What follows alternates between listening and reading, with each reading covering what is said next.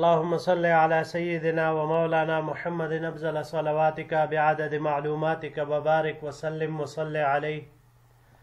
بسم اللہ الرحمن الرحیم۔ عزیز طلباء کرام، امید ہے کہ انشاءاللہ العزیز آپ سب خیر و عافیت کے ساتھ ہوں گے۔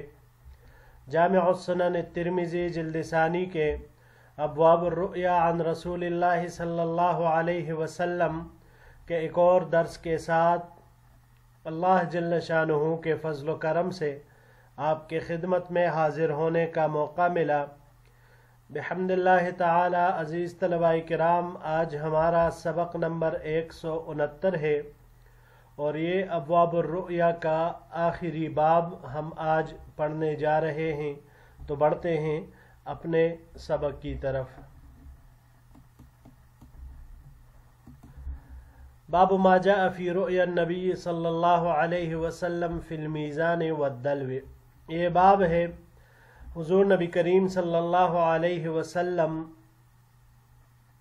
کو خواب میں ترازو میں دیکھنے اور ڈول کو خواب میں دیکھنے کے بیان میں۔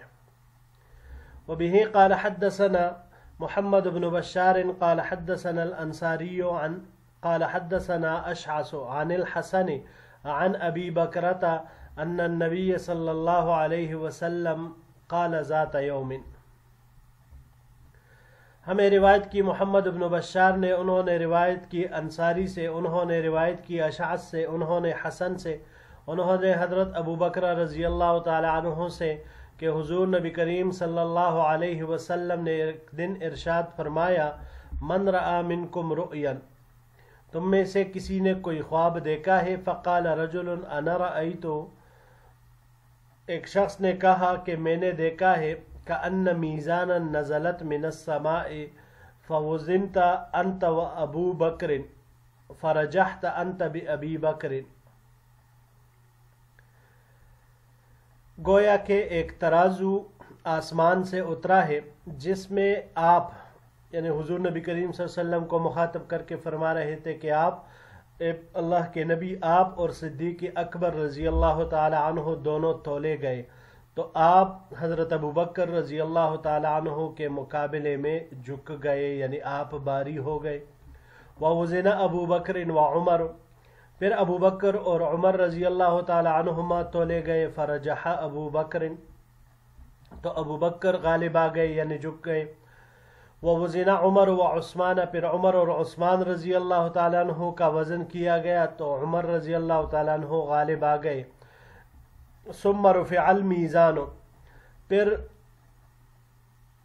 ترازو اٹھا لیا گیا۔ فرأینا الکراہیۃ فی وجہ رسول اللہ صلی اللہ علیہ وسلم، تو ہم نے حضور نبی کریم صلی اللہ علیہ وسلم کے چہرے انور پر کراہیت، ناگواری کے آثار محسوس کیے۔ ھذا حدیث حسن صحیح، یہ حدیث حسن صحیح ہے۔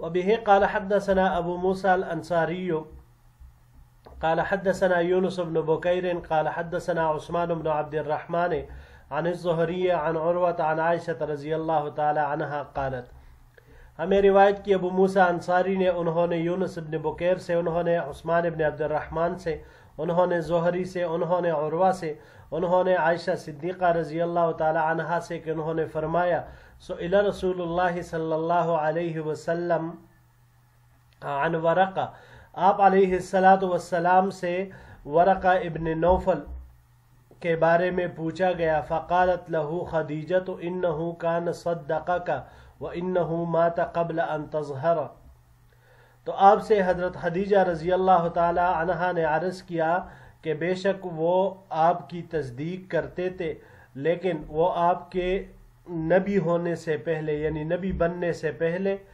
وفات پا گئے۔ آپ نبی بن پاتے، یہ بات ظاہر ہونے سے پہلے ہی وفات پا گئے۔ فقال رسول اللہ صلی اللہ علیہ وسلم، تو حضور نبی کریم صلی اللہ علیہ وسلم نے ارشاد فرمایا، اریتہ فی المنام وعلیہ ثیاب بیاض ولو کان من اہل النار لکان علیہ لباس غیر ذالک، مجھے وہ خواب میں دکھائے گئے ہیں اس حال میں کہ ان پر سفید کپڑے تھے، اگر وہ اہل جہنم میں سے ہوتے تو ان پر اس کے علاوہ کوئی اور لباس ہوتا. ھذا حدیث غریب وعثمان بن عبد الرحمن لیس عند اہل الحدیث بالقوی. اور عثمان ابن عبد الرحمن وہ علماء محدثین کے نزدیک اتنے قوی نہیں. بڑھتے ہیں اگلے سلائیڈ کی طرف. وبه قال حدثنا محمد بن بشار قال حدثنا ابو عاصم قال حدثنا ابن جريج قال حدثني موسى بن عقبة قال حدثني سالم بن عبد الله عن عبد الله بن عمر عن رؤيا النبي صلى الله عليه وسلم وابي بكر وعمر فقال. ہمیں روایت کی محمد بن بشار نے، انہوں نے روایت کی ابو عاصم سے، انہوں نے ابن جریج سے، انہوں نے کہا مجھے روایت کی موسیٰ ابن عقبہ نے، انہوں نے روایت کی سالم ابن عبداللہ سے، انہوں نے عبداللہ ابن عمر رضی اللہ تعالی عنہما سے. عبداللہ ابن عمر رضی اللہ تعالی عنہما کا حضور کا حضرت ابو بکر اور عمر رضی اللہ تعالی عنہ کی مدت خلافت کے بارے میں روایت کرتے ہیں کہ آپ علیہ السلام نے ارشاد فرمایا رأیت الناس اجتمعوا فنزع ابو بکر ذنوبا او ذنوبین فیہ ضعف واللہ یغفر لہ. میں نے دیکھا کہ لوگ جمع ہے تو ابو بکر رضی اللہ تعالیٰ عنہ نے 1 یا 2 ڈول پانی نکالا اور اس نکالنے میں ذرا کمزوری تھی، تھوڑی سی کمزوری تھی اس میں، اللہ تعالیٰ انہیں معاف فرمائے. ثم قام عمر، پھر عمر کھڑے ہو گئے، فنزعہ فاستحالت غربا فلم ار عبقریا یفری فریہ حتی ضرب الناس بالعطن.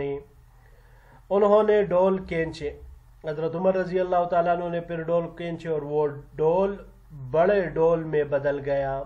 فاستحالت غربا فلم ار عبقریا یفری فریہ. میں نے ایسا کوئی باکمال شخص نہیں دیکھا جو ان جیسا حیرت انگیز کام کرتا ہوں، یہاں تک کہ لوگوں نے اونٹوں کے لیے حوض پانی سے بھر لیے. وفی الباب عن ابی ہریرہ ھذا حدیث صحیح غریب من حدیث ابن عمر. اس باب میں حضرت ابو ہریرہ رضی اللہ تعالیٰ عنہ سے بھی روایت مروی ہے، یہ حدیث صحیح ہے، غریب ہے عبداللہ ابن عمر رضی اللہ تعالیٰ عنہ کی روایت سے. اگلے باب کی طرف بڑھتے ہیں جی. وبه قال حدثنا محمد بن بشار قال حدثنا ابو عاصم قال حدثنا ابن جريج قال اخبرني موسى ابن عقبة قال اخبرني سالم بن عبد الله عن عبد الله بن عمر عن رؤيا النبي صلى الله عليه وسلم قال. ہمیں روایت کی محمد بن بشار نے، انہوں نے روایت کی ابو عاصم سے، انہوں نے ابن جریج سے، انہوں نے کہا مجھے خبر دی موسیٰ ابن عقبہ نے، انہوں نے کہا کہ مجھے خبر دی سالم ابن عبداللہ نے، انہوں نے عبداللہ ابن عمر رضی اللہ تعالیٰ عنہما سے، انہوں نے بیان کیا، نقل کیا حضور نبی کریم صلی اللہ علیہ وسلم کے خواب کو کہ آپ علیہ السلام نے ارشاد فرمایا رأیت امرأة سوداء ثائرة الرأس خرجت من المدینة حتى قامت بمحیعة وہی الجحفہ. میں نے ایک پراگندہ بالوں والی سیاہ عورت دیکھی کہ وہ مدینہ منورہ سے نکل کر میحاء چلی گئی. میحاء وہی الجحفہ، اس سے مراد جحفہ ہے، یعنی جحفہ کا نام میحاء ہے. فاولتها وباء المدینۃ ينقل الى الجحفہ. تو میں نے اس خواب کی تعبیر یہ لی کہ مدینہ کی وبا وہ جحفہ منتقل کر دی گئی ہے. ھذا حدیث صحیح غریب، یہ حدیث صحیح غریب ہے. اگلی روایت کی طرف بڑھتے ہیں جی. اخبرنا الحسن بن علی الخلال قال حدثنا عبد الرزاق قال حدثنا معمر عن ایوب عن ابن سیرین عن ابی ہریرہ عن النبی صلی اللہ علیہ وسلم قال. ہمیں روایت کی الحسن بن علی الخلال نے، انہوں نے عبد الرزاق سے، انہوں نے معمر سے، انہوں نے ایوب سے،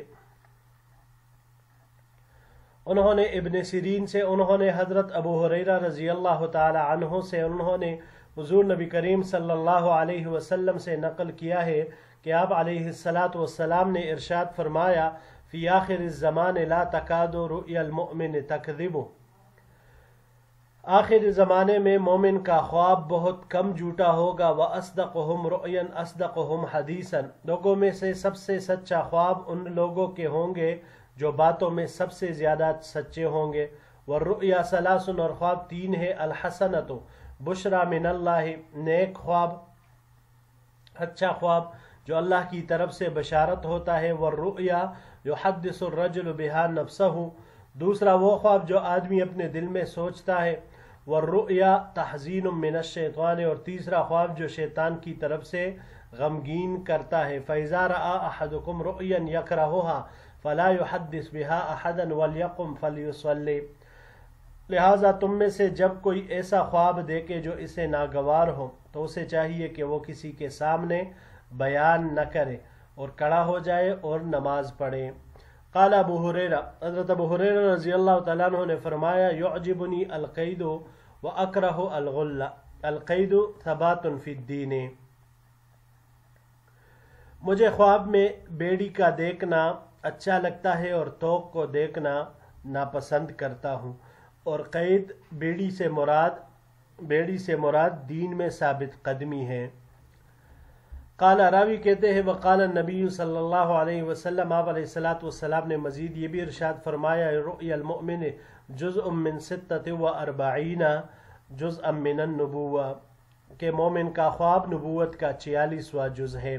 وقد روا عبد الوهاب الثقفی هذا الحديث عن ایوب مرفوعا وروا حماد بن زید عن ایوب ووقفه. اور کبھی اس روایت کو عبد الوهاب الثقفی نے روایت کی ہے ایوب سے مرفوعاً، اور حماد بن زید نے اس کو ایوب سے موقوف نقل کیا ہے. روایت کی طرف اگلے روایت. وبه قال حدثنا ابراہیم بن سعید الجوہری البغدادی قال حدثنا ابو الیمان عن شعیب وهو ابن ابی حمزة عن ابن ابی حسین عن نافع ابن جبیر عن ابن عباس عن ابی ہریرہ رضی اللہ تعالی عنہ قال.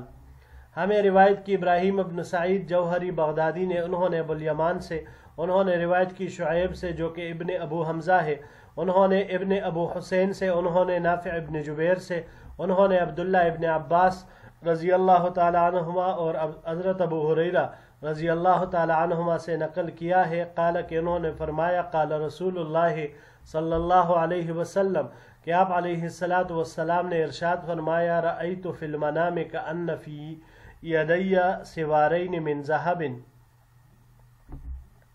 مجھے خواب میں دکھایا گیا یا میں نے خواب میں دیکھا کہ میرے دونوں ہاتھوں میں سونے کے 2 کنگن ہیں. فہمنی شأنہما. ان دونوں کی حالت نے مجھے غم میں مبتلا کر دیا. فأوحی الی ان انفخہما فنفختہما فطارا. اتنے میں میری طرف وحی بھیجی گئی کہ میں ان کو پھونک ماروں، تو میں نے ان کو پھونک ماری تو وہ دونوں اڑ گئے. فاولتہما کاذبین یخرجان من بعدی. تو میں نے ان کی تعبیر یہ لی کہ یہ میرے بعد 2 جھوٹے آئیں گے. یقال لأحدہما مسلمۃ صاحب الیمامہ والعنسی صاحب الصنعاء. ان میں سے ایک کو مسلمہ کہا جائے گا جو کہ یمامہ کا رہنے والا ہوگا، اور دوسرا عنسی ہوگا، اسود عنسی. صاحب صنعاء جو صنعاء شہر کا باشندہ ہوگا، رہائشی ہوگا. ھذا حدیث صحیح غریب. یہ حدیث صحیح غریب ہے. اگلی روایت کی طرف بڑھتے ہیں جی. وبه قال حدثنا الحسين بن محمد قال حدثنا عبد الرزاق قال حدثنا معمر عن الزهري عن عبيد الله بن عبد الله بن عباس قال كان ابو هريرة يحدث. ہمیں روایت کی حسین ابن محمد نے، انہوں نے روایت کی عبد الرزاق سے، انہوں نے معمر سے، انہوں نے زہری سے، انہوں نے عبید اللہ ابن عبداللہ سے، انہوں نے عبداللہ ابن عباس سے رضی اللہ تعالیٰ عنہما سے کہ انہوں نے فرمایا کہ حضرت ابو ہریرہ رضی اللہ تعالی عنہ حدیث بیان کرتے تھے ان رجلا جاء الى النبی صلی اللہ علیہ وسلم فقال کہ ایک شخص حضور نبی کریم صلی اللہ علیہ وسلم کی خدمت میں حاضر ہوا اور عرض کیا انی رأیت اللیلۃ ظلۃ ینطف منها السمن والعسل. اے اللہ کے رسول صلی اللہ علیہ وسلم، میں نے رات میں خواب دیکھا کہ ایک سائبان یا بادل ہے جس سے گھی اور شہد وہ ٹپک رہا ہے۔ وَرَأَيْتُ النَّاسَ يَسْتَقُونَ بِأَيْدِيهِمْ، اور میں نے لوگوں کو دیکھا کہ وہ اپنے ہاتھوں سے پانی لے رہے تھے۔ فَالْمُسْتَكْثِرُ وَالْمُسْتَقِلُّ، ان میں سے بعض زیادہ لے رہے تھے اور بعض کم۔ وَرَأَيْتُ سَبَبًا وَاصِلًا مِنَ السَّمَاءِ إِلَى الْأَرْضِ، میں نے ایک رسی کو دیکھا جو آسمان سے زمین تک ملی ہوئی تھی۔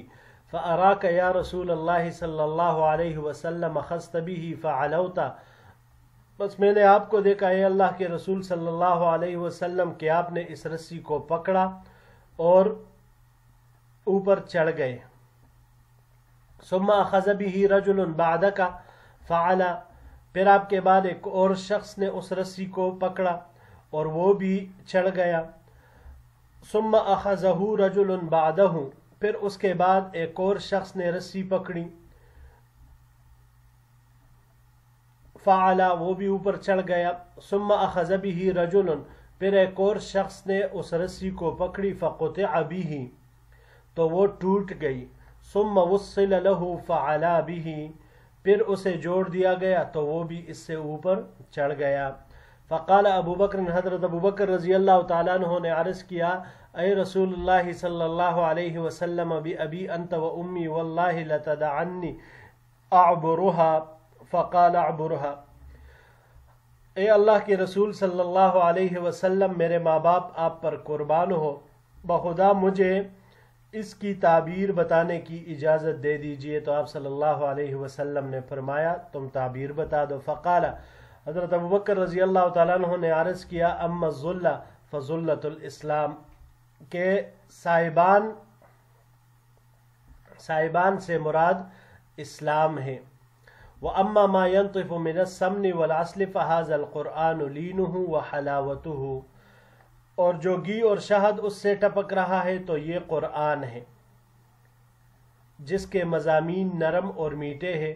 وَأَمَّا الْمُسْتَكْثِرُ وَالْمُسْتَقِلُّ فَهُوَ الْمُسْتَكْثِرُ مِنَ الْقُرْآنِ وَالْمُسْتَقِلُّ مِنْهُ، اور پانی کو زیادہ اور کم لینے والے سے قرآن مجید کو زیادہ اور کم لینے والے مراد ہیں۔ وَأَمَّا السَّبَبُ الْوَاصِلُ مِنَ السَّمَاءِ إِلَى الْأَرْضِ فَهُوَ الْحَقُّ الَّذِي أَنْتَ عَلَيْهِ فَأَخَذْتَ بِهِ فَيُعْلِيكَ اللَّهُ، اور اس رسی کا مفہوم جو آسمان سے زمین تک ملی ہوئی ہے تو اس سے مراد حق ہے جس پر آپ قائم ہے، آپ نے اسے اختیار فرمایا اور اس کی وجہ سے اللہ تعالیٰ آپ کو بلند فرمائے گا۔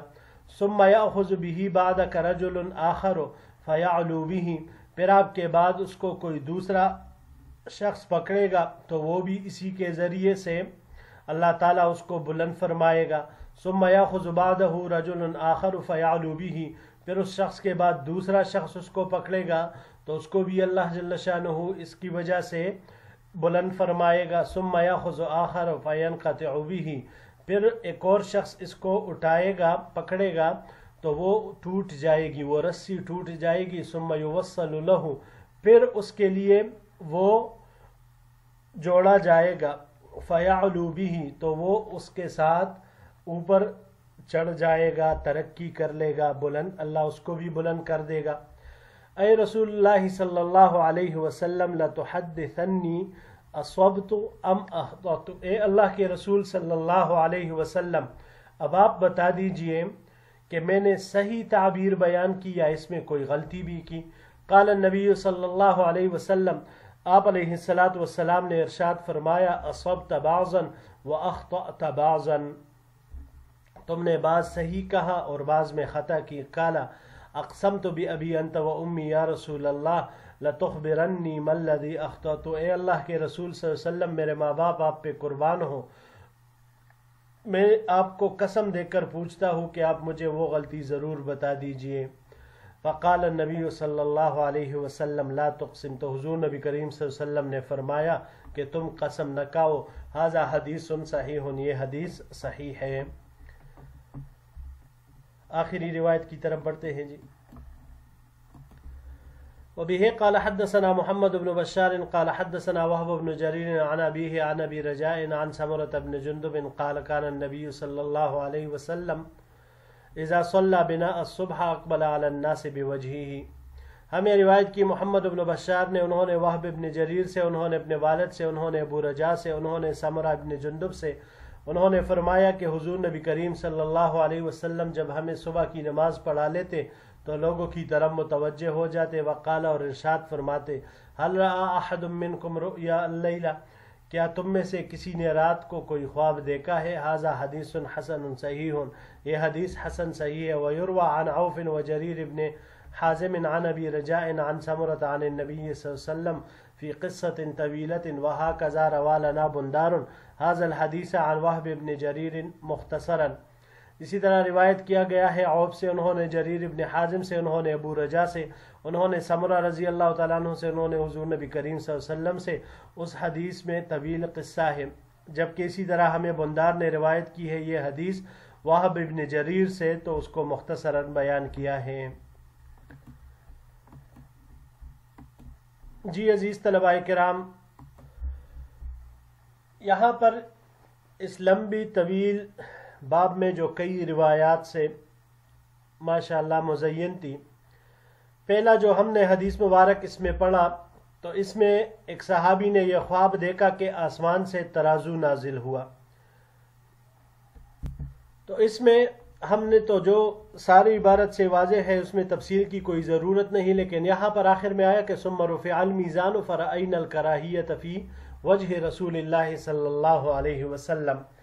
تو اس خواب سے دراصل اس طرف اشارہ تھا کہ حضور اکرم صلی اللہ علیہ وسلم اور صدیق اکبر اور عمر فاروق رضی اللہ عنہ کے بعد فتنوں کا ظہور ہوگا اور دینی امور میں انحطاط اور زوال شروع ہو جائے گا۔ یہی وجہ ہے کہ جب ترازو اٹھائے جانے کا ذکر آیا تو آپ صلی اللہ علیہ وسلم کی طبیعت خراب ہو گئی، ناگواری کے آثار چہرے انور پر ظاہر ہوئے، اور اسی طرح اس حدیث مبارک سے ہمیں خلفاء کی ترتیب کی طرف بھی اشارہ ملا کہ پہلے صدیق اکبر ہوں گے، پھر عمر فاروق، اور پھر حضرت عثمان ذو النورین رضی اللہ تعالی عنہم اجمعین یہ ہوں گے۔ دوسرے حدیث میں ورقہ ابن نوفل، ان کے متعلق ورقہ ابن نوفل ام المؤمنین حضرت خدیجۃ الکبریٰ رضی اللہ تعالیٰ عنہ کے چچا زاد بھائی تھے، اور زمانہ جاہلیت میں یہ عیسائی مذہب پر تھے۔ انہوں نے عیسائی مذہب کی تعلیم حاصل کی تھی اور اسی کے مطابق اپنی زندگی گزارتے تھے، اور یہ وہی شخص ہے جنہوں نے حضور نبی کریم صلی اللہ علیہ وسلم کو تسلی دی تھی جب آپ صلی اللہ علیہ وسلم پر پہلی وحی نازل ہوئی تو آپ صلی اللہ علیہ وسلم پر گھبراہٹ طاری تھی، تو حضرت خدیجہ رضی اللہ تعالی عنہ حضور صلی اللہ علیہ وسلم کو لے کر ان کے پاس گئے تھے، تو انہوں نے آپ صلی اللہ علیہ وسلم کی نبوت کی تصدیق فرمائی۔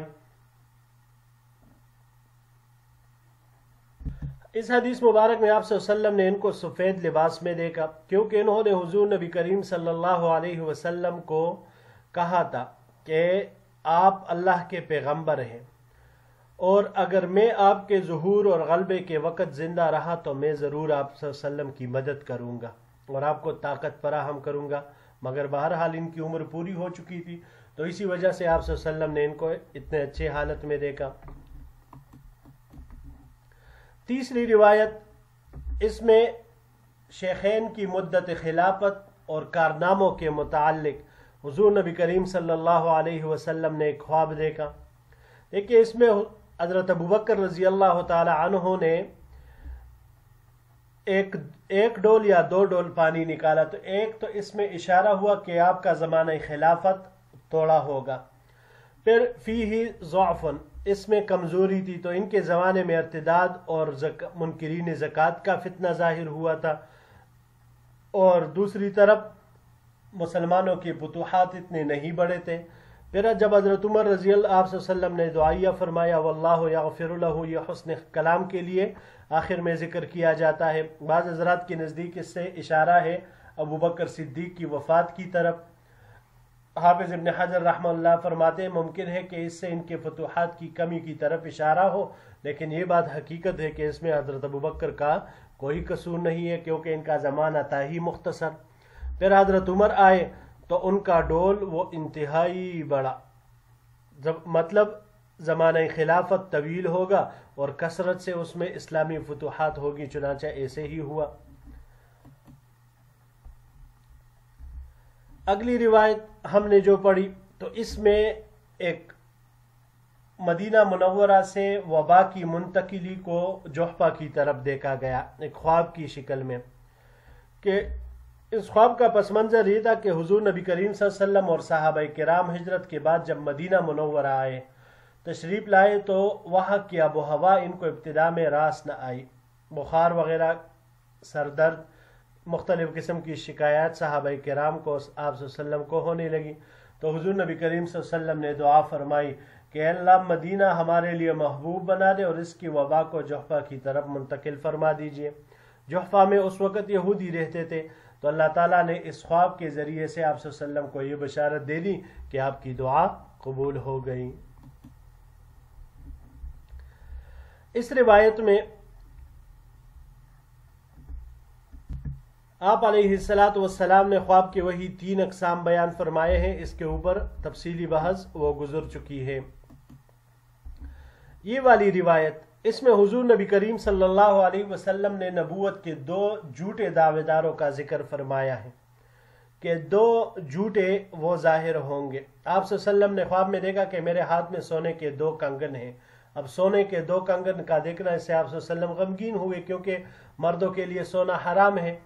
تو آپ اللہ جل شانہ نے آپ کی طرف وحی بھیجی کہ آپ ان کو پھونک مارے، تو جب پھونک ماری تو وہ دونوں کنگن اڑ گئے۔ تو آپ صلی اللہ علیہ وسلم نے ان کی تعبیر یہ دی کہ میری بعثت کے بعد 2 جھوٹے نبوت کے دعوے دار آئیں گے، کہ جس میں سے ایک کا تعلق امامہ سے اور دوسرا کا صنعاء سے ہوگا، ایک مسلمہ ہوگا اور دوسرا عنسی۔